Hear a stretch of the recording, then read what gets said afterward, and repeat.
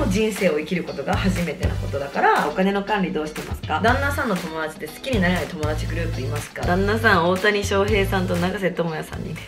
こんにちは、上野愛沙です。今日はですね、ちょっと違くないですか、私。はい、ということで今は韓国にいます。で、今日はもう夜も更けて、ていうかもう超眠いの。昨日4時半まで遊んで、朝ね。で、今日朝からヘアメイクサロンに行って、韓国の Vlog はもちろん撮ってるんですけど、本当に眠々、今9時ぐらいかな、眠々なんですけど、動画の納品日が近いということで、ちょっと頭がフラフラしてる状態なんですが、今日はナヨンちゃんにまたなりましたはい、その模様はまた韓国の Vlog を見てください。ということで Q&A を撮っていきたいと思います。ちょっと足立てますね。ちょっと本当に疲れちゃったわ。質問ありがとうございます。アリサさん、車の免許はいつ取りましたか？2019年ですね。29歳30手前の時に取りました。なので5年だ。オーマイガー、5年運転してます。私もプロドライバーですね。29の時では遅かったです。なので恐怖心もすごいある、未だにあるし、すぐ車買った。だからよかった、すぐ運転するようになったのでね。もう毎月本当にみんなありがとう、たくさん送ってくれて。フリマの予定ありますかということで、フリマやりたいですね。そろそろやろうかな。私が結婚式があるからちょっとバタバタすぎて、これ以上何も増やしたくないの今、仕事をね。フリマは別に仕事じゃないんだけどタスクとしてあるので、本当に今結構もうキャパオーバーだから、結婚式が終わったらやりたいかな。だから6月ぐらいにできたらいいですね。すごくせっかちですか？はい、とってもせっかちです。とってもせっかちだし、最近気づいたのが、私遅刻がマジで嫌い。遅刻する人じゃなくて遅刻することがマジで嫌いで、自己渋滞とかでいきなりすごい渋滞しちゃったり、パーキングがマジで空いてなくて遅れちゃうとか、そういう時のストレスって本当にやばいストレスなの、私にとって。その遅刻しちゃってるっていう状況が嫌いだから、やっぱ早く出ることが大事ですね。せっかちです。旦那さんの友達で好きになれない友達グループいますか？付き合い方に困ってますということで、私は別に好きになれない友達グループとかはいなくて、マイルズも本当一つのもう幼馴染みたいな子たちが多いので、全然本当家族ぐるみで、それこそマイルズの友達のお母さんとかも全然会ったことあるし、友達の実家とかも全然行くのね。だから結構家族ぐるみの付き合いで、ちっちゃい頃からの友達が多いから、みんなすごいいい人たちだし、マイルズと同じような環境の子たちが多いから結構仲良くやってるんだけど、人間だからさ、合わないなっていうか、ちょっと私は違うかもみたいな人ももちろんさ、嫌いとかはいないしあれだけど、好きになれないっていうよりは合わないなみたいな人はいるけど、そういう時は別に行かないし、マイルズにもそれを言って、私は多分あの子ちょっと合わないから誘ってくれても、マイルズが私はやめとくわみたいな感じで行かないですね。お金をあるだけ使っちゃいます。アリサさんは貯金が得意というイメージですが、どのように貯金と使う分を分けてますか？教えてくださいということで、私は貯金が得意ですね。っていうより貯金が心の安心っていうかなんか貯金額見たりとか請求書とか作ってる時に結構ワクワクしちゃう。お金が大好き女です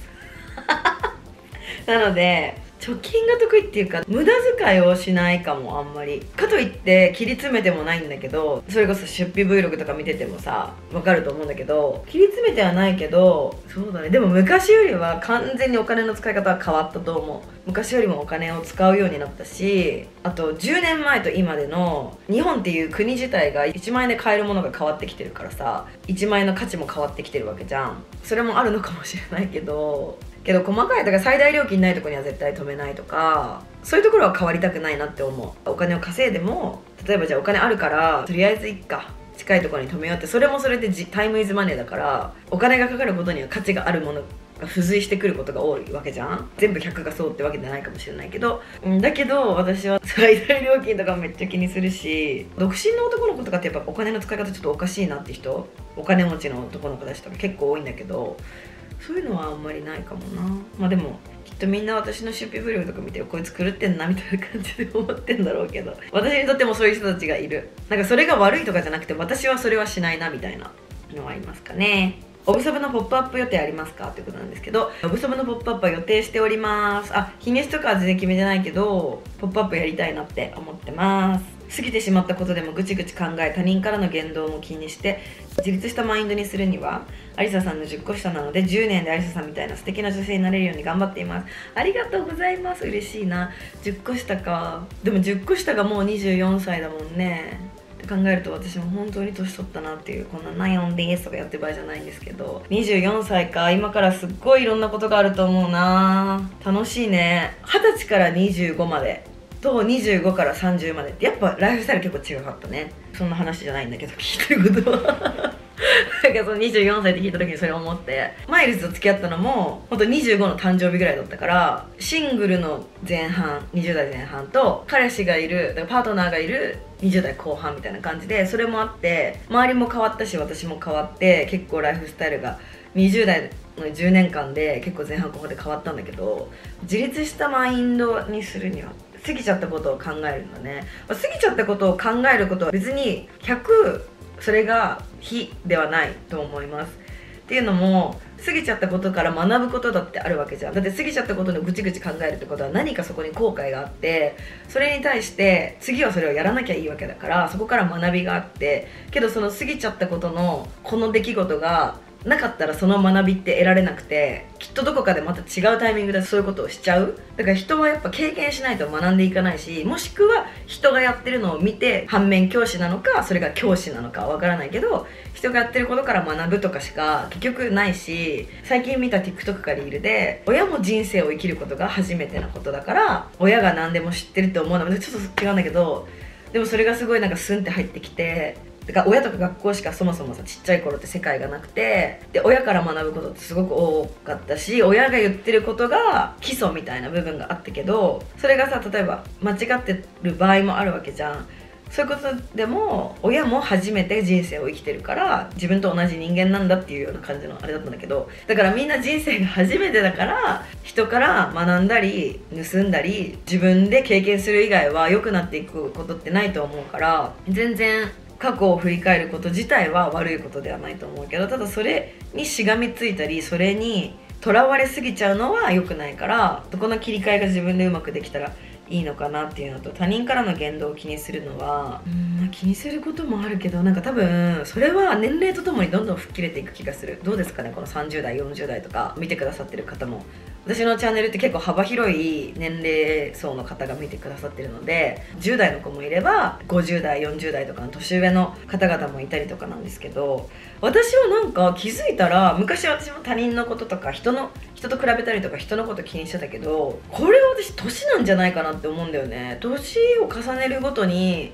いろんなことが削ぎ落とされて周りと比べなくなったし、純粋にすごいネガティブな言葉を使うとマジで、周りに興味がなくなっちゃって、例えばね、これ前も話したかもしれないんだけど、年下の子とかでちょっと生意気な人とかがいたら昔はイラッとしてたの、ぶっちゃけ。例えばじゃあ年下だとしますってなるじゃん。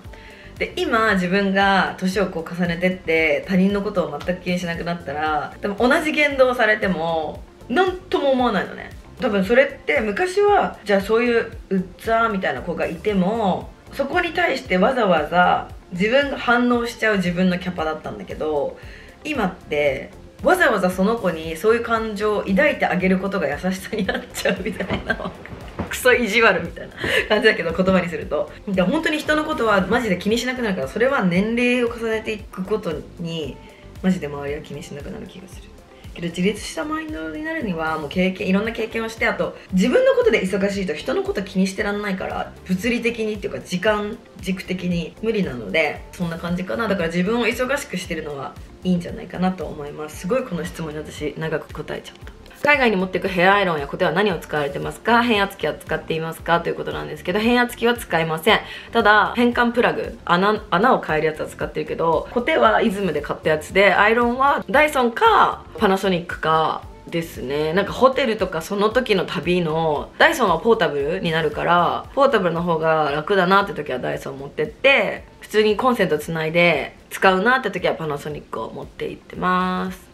マルゴー10狙ってます。使い勝手はどうですか？荷物はたくさん入りますか？ということで、すごい買ってよかった。荷物たくさん入るし、韓国にも持ってきてるんだけど、あさみちゃんには、いやマルゴー韓国に持ってきちゃダメでしょみたいな、汚れちゃったりしたらどうすんのみたいな言われたんだけど、どうせいつかは汚れるかもしれないしと思って、新しいバッグでいっぱい入るから持ってきたんだけど、すごい使い勝手いいし、色も合わせやすくてかなりお気に入りです。あとやっぱちょっと大人な気持ちになるからいいねっていう感じです。初めましての人と距離を近づけるとき、ありささんどうしてますかっていうことなんですけど、私は相手を見るかな。相手が近づいてほしくなさそうだったら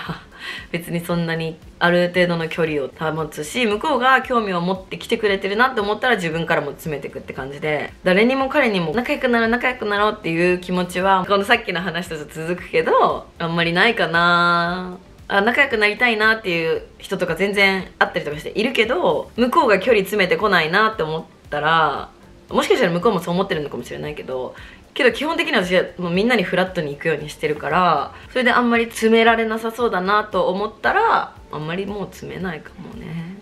今度こそ読んでってやつがあるので読みます。大好きです。本を出す予定はありますか？ありがとうございま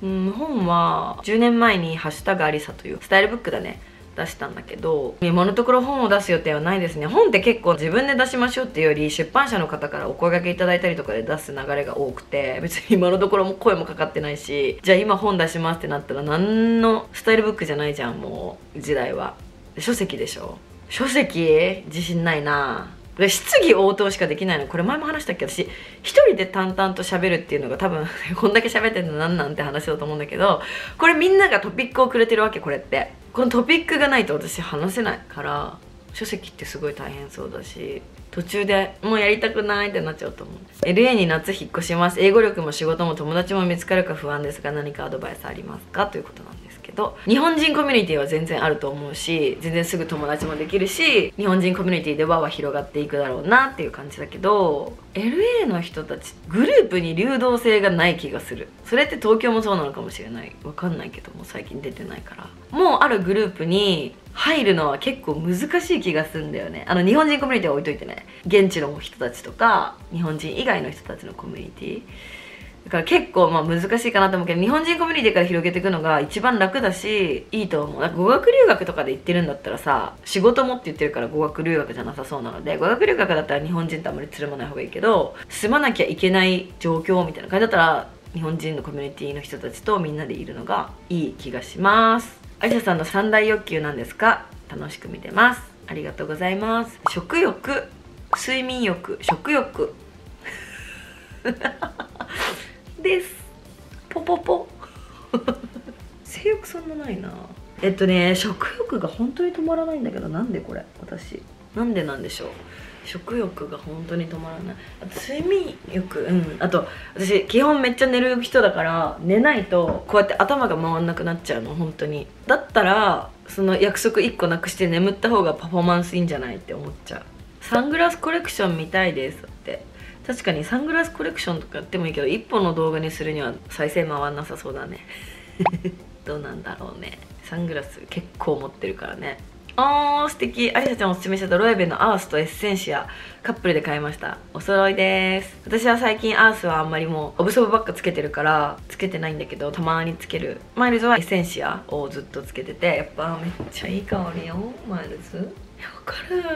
ダイエットは何してますか？私も太ってしまって痩せないとやばいです。わかります。5月までに最低でも5キロ痩せたいの。だから最近だから私本当に痩せたいってさ、ずっとこの何年も言ってきてるじゃん動画で。でも痩せようとしてる気配なかったじゃん。だけど本当に5月の結婚式までにマジで痩せないとやばいなって思ってて、足とかお腹とかマジどうでもいいの。お腹なんて別に前日食べなきゃある程度へこむし、ガードルとか履いてどうにかすればいいかって感じだけど、この腕と背中ブラ上の肉をマジでどうにかしないとドレスが着れません。しかも採寸でオーダーで作ってるんだけど2センチぐらい細くしてもらってんの。むしろ入んなくないみたいな。もうキム・カーダシアンにならないといけません。私はもうドレスのために痩せるみたいな。だからもう最近とかはほんといろんな友達に聞いてる。何したら痩せるのってすごいいろんな子に聞いてるんだけど、やっぱみんな運動しろって言ってくる。ピエン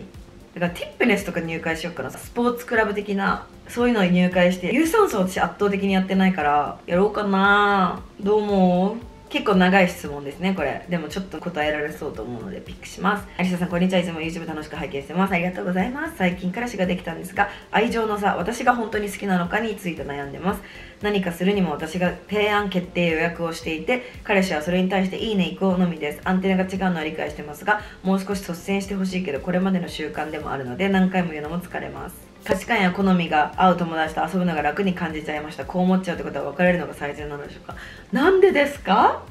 ウェイよ、最高じゃん。だって全部決めていいんでしょ。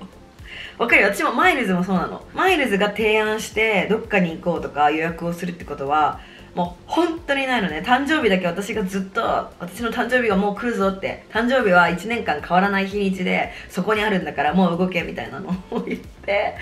やってるんだけど、本当に私が全部決めるのね。趣味が違うんだよね。趣味が違くて、でもそこで愛情の差、そんな愛情の差、別れを考えるぐらいその出来事が自分が提案したり向こうからの提案がないことが嫌だってことだよね多分この方は。ってなるとちょっと話変わってくるけど、私は別にじゃあ向こうの趣味に合わせてこれやろうこれしようとかコントロールしてくるより、全然自分のことに付き合ってくれる方が、しかもいいね行こうって言ってくれる、いいねって言ってくれるんでしょ。結構普通にいい人じゃないと思うんだけど、そんなことないのかな。価値観や好みの合う友達と遊ぶのが楽に感じるってことは価値観と好みが違うってこと。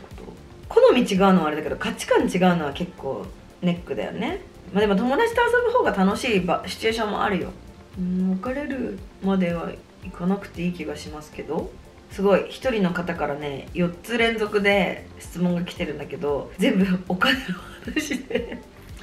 食費は月にどのくらいかかってますか、過去外食抜きで。家計簿はつけてますか、お金の管理どうしてますか、自分のお金の管理に関するマイルールはありますかっていうのが来ていますね。食費は正直ごめんなさい分かりません。で外食抜きにするとなおさら分かりません。出費 Vlog1 週間のこちらにあるので、私のデイリーなやつ見てみてください。であとやっぱ自炊をずっと続けてするってことがないので、すごい買い物は下手です。スーパーの買い物とか外で食べた方が安かったんじゃねみたいな時もある感じなので、すごい買い物下手だと思います。で家計簿はつけてません。でお金の管理ももう全部私カードだから、カードの請求とかを見て私今月使いすぎちゃってるなとか、でもカードの明細は結構ちょこちょここまめに見るようにしてて、今月使いすぎてるからちょっと来月は控えようとか、そのくらいの管理だけかな。あとマイルールとかも特にないかな。でもこの貯金額を下回るようにはならないようにしようっていうのはなんか決めてる。なんでたくさんギフトもらってるんですか。アリサさんはインフルエンサーですか。じゃあ説明しましょうか。ギフトはですね、これ前も説明してるんだけど、私がインフルエンサーかどうか、まずインフルエンサーって言葉がさ、影響力がある人しか使っちゃいけないようなちょっと言いづらい言葉みたいな感じなので、コンテンツクリエイターっていうことにしてるんですけど、一応インフルエンサー枠でお仕事をいただいてます。でですね、ギフトをいただくのはお付き合いのあるブランドさんだったりとか、お付き合いがないブランドさんの時もあるんだけど、事務所に新製品が届きます。でその新製品を私が載せるわけじゃない、いただいて、可愛いいいなと思ったら載せるし、いただいて正直載せないものもあるんだけど、載せないと基本的にもう来なくなることが多くて、あと事前に送っていいですかって聞いてくることもあって、そういう時に本当に自分が使わないなって思ったら多分使わないのでもったいないので、大丈夫ですありがとうございますっていうことも正直あったりとかして、一応今多分私だけじゃなくて、そのギフトが届いてるインフルエンサーの子たちって一メディアっていう扱いをされてるわけ。 SNS がこんだけ雑誌とかより身近なものになって、前は雑誌とかでページをお金払って買って商品を載せたりとかしてたものを、インフルエンサーだとそのフォロワーさんに見てもらったりするわけじゃん。それだから一メディアとしてこういう新作が出ますよっていうのを送られてきて、いいね可愛いねっていうのを私なりのフィルターでそれを載せて、それで例えばみんなが見てくれてるみんなが、じゃあダルバからこんな商品が出るんだ気になるな今度見てみようっていう目的です。これでも私がこれ言ったらさ、こういう風に聞こえるのかな。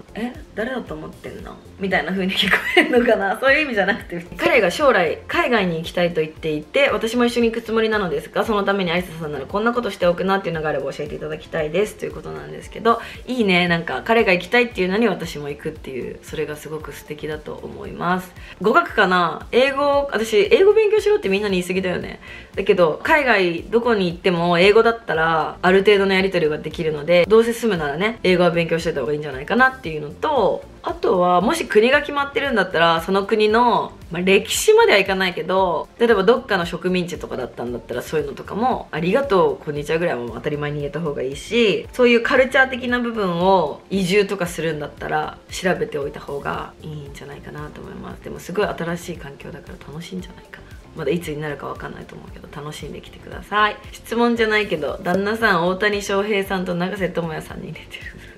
なんか大谷翔平さん似てるみたいなの結構来んだけど、似てなくない？似てなくない？てかさ、マジでさ、大谷翔平さん結婚ってなるまでさ、全然私野球も本当に分かんないし、存在は知ってる、もちろん存在は知ってるけど全然分かんなかったのに、結婚ってなった瞬間めっちゃ気になっちゃって、めっちゃさ、誰なのって世間がなってる時私も一緒になってて、それ私の周りもみんな一緒で全然興味なかったけど、マジで相手は気になるみたいな。で相手がすごい素敵な方ですってなって、でなんかツイッターとかスレッズかなんかでもさ、多分気になって見てるから今めっちゃ追っかけてくんだよね。大谷翔平さんご夫婦のなんか最新情報みたいなのがめっちゃなんか出てくる、アルゴリズムが私それを出してくるっていう。じゃあ最後の質問いきます。お金返してほしいとか、旦那がゴミ当番をやってなくてやってほしいっていうのが言いづらいです。なぜこちらがお願いするベースで喋らないといけないのだろうと思いながらもやっとしてしまいますっていうことなんですけど、これは悲しいね。なんで言いなよ。上下関係みたいなのができちゃってるのかな。でも本当になんかマジで夫婦もカップルもそれぞれで、私の周りでも、言えない子とかはいないけど、大変そうだなみたいな関係もあるし、そうだね、お願いするベースで喋らないといけない時点で平等じゃないというかさ、女の人の方が家のことをやって当たり前だからお金返せよなって話だけど、これでもさ、この方も働いてるのかな、それとも働いてるからお金貸してるってこと？専業主婦の方とかでゴミ当番やってほしいっていうのが言いづらいとかだったら、もしかしたら旦那さん、俺が外で働いてきてんだから家のことやれよっていうスタンスなのかもしれないし、けどゴミ当番をやってほしいっていう時点で多分共働きじゃん。マジでこれ推測だけど、なんで私だって働いてんだからあんたもやってよっていうスタンスじゃないってことだよね。でも一回これ普通に強めに言ってみてはどうですか？っていうか私だってさ、なんかこれやってるじゃんみたいな、なんかそれが楽しくサイコロとかで決めるみたいなそれルーレット的な、じゃあ偶数だったら私、奇数だったらあなたねみたいな、ちょっとエンタメ入れてみるとか。でもそれってもう本当にさ、負けは負けじゃんみたいな感じでやるとかなのかな、わかんないけど、やだね、もやもやして。4月の Q&A をお届けしました。はい、そんな感じでナヨンでしたパパ最後まで見ていただいてありがとうございました。